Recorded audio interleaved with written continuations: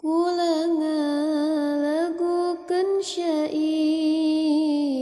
ieu tentang hiji takdir, kisah kasih nu terukir dipaksa kudu berakhir.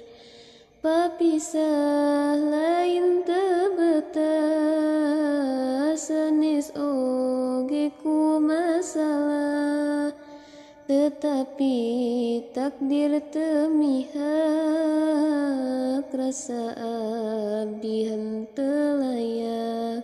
Sebab rasa dina dada teu disuka ku baginda, lamun tetap diteruskeun laknat bakal ditempokeun.